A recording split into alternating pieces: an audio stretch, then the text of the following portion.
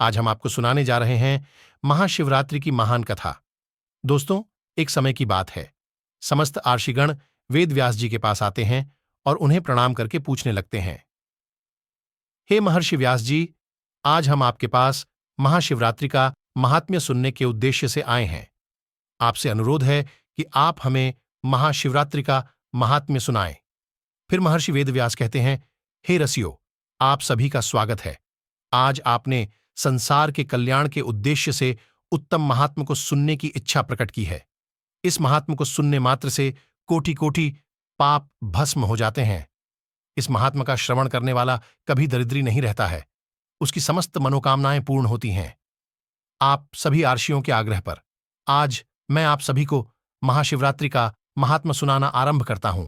इसीलिए आप इसे गण महर्षि वेदव्यास जी को सुनने लगते हैं। वेदव्यास जी कहते हैं, हे आर्षियों, इस विषय में एक निषाद का प्राचीन इतिहास सुनाता हूं जो समस्त पापों का नाश करने वाला है। पूर्व काल की बात है। मध्य देश के वन में एक भील निवास करता था। उसका नाम गुरुद्रु था। उसका कुटुंब बड़ा था। उस भील का स्वभाव अत्यंत क्रूर था और वह स्वभाव के अनुसार क्रूरता के काम भी किया करता था।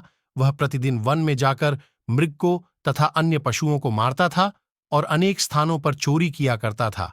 उसने बचपन से ही कोई शुभ कर्म नहीं किए थे। इस प्रकार से पाप कर्म करते हुए उसे वन में निवास करते हुए उस दुरात्मा भील को बहुत समय बीत गया। तदनंतर महाशिवरात्रि के व्रत का दिन आ गया, किंतु वह दुष्ट भील वन में निवास करता था, इसीलिए वह इस व्रत के बारे में नहीं जानता था। उसी दिन उसके माता पिता और पत्नी भूख से पीड़ित होकर उससे याचना करने लगे।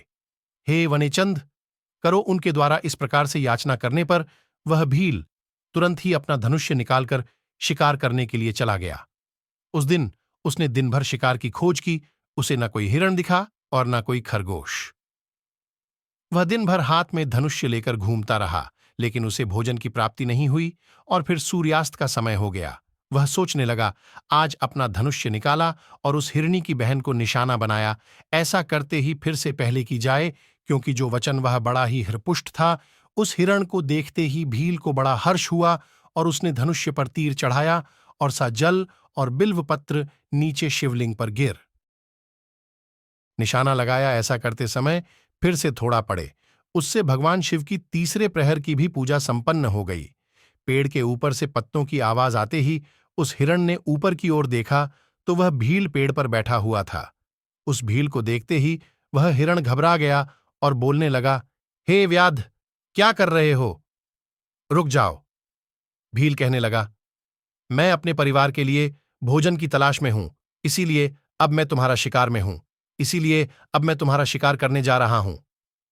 भील की बात सुनकर वह हिरण कहने लगा, हे व्याध भाई, अगर तुमने यहां पर आई हुई मेरी दोनों पत्नियों को मार डाला है तो बिना विलंब किए तुम मेरे भी प्राण ले लो, क्योंकि उनके बगैर मैं जीवित नहीं रह सकता। जिस प्रकार से तुम्हारे लिए तुम्हारा परिवार महत्वपूर्ण है, उसी प्रकार से मुझे भी मेरा परिवार अत्यंत प्रिय है। यदि तुमने उन्हें जीवन दान दिया है तो मुझे कुछ समय के लिए जाने दो। मैं अपनी पत्नियों से मिलकर लौटकर वापस आ जाऊंगा। उस हिरण की ऐसी बात सुनकर उस भील को बड़ा विस्मय हुआ।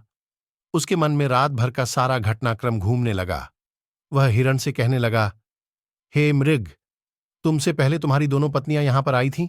वह भी ऐसे ही झूठे वचन कहकर गई है और अभी तक लौटकर नहीं आई है। अभी तुम खुद के प्राण संकट में देखकर झूठ बोलकर चले जाओगे और लौटकर नहीं आओगे। फिर मैं किसका शिकार करूंगा? मेरा परिवार तो भूखा ही मर जाए। फिर वह हिरण कहने लगा, हे व्याध भाई, मैं जो कुछ भी कहता हूं उसे ध्यान से सुनो। मुझ में असत्य नहीं है। यह सारा चराचर सत्य से ही टिका हुआ है। जिसके वचन झूठे होते हैं उसका पुण्य उसी क्षण नष्ट हो जाता है।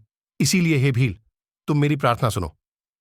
शिवरात्रि में भोजन तथा मैथुन करने से जब पाप लगता है, झूठी गवाही देने से जो पाप लगता है, दूसरों का धन हड़पने से जो पाप लगता है, वही पाप मुझे लगे यदि मैं लौट कर ना आऊं। उस हिरण के ऐसे वचन सुनकर वह भील कहने लगा, हे मृग, ठीक है, तुम जाओ, अपनी पत्नियों से मिलकर शीघ्रता से लौटकर आओ। फिर वह हिरण भी लौटकर अपने घर की तरफ चला गया। अब वह हिरण और उसकी दोनों पत्नियां प्रतिज्ञाबद्ध हो चुके थे। वे तीनों अपने घर पर आकर आपस में बात करने लगे। सबसे पहले हिरनी ने कहा, हे स्वामी, आपके बिना हमारे बच्चे जीवित कैसे रह पाएंगे? सबसे पहले मैंने उस भील को वचन दिया है, इसीलिए केवल मुझे ही उसके पास जाना चाहिए, आप और मेरी।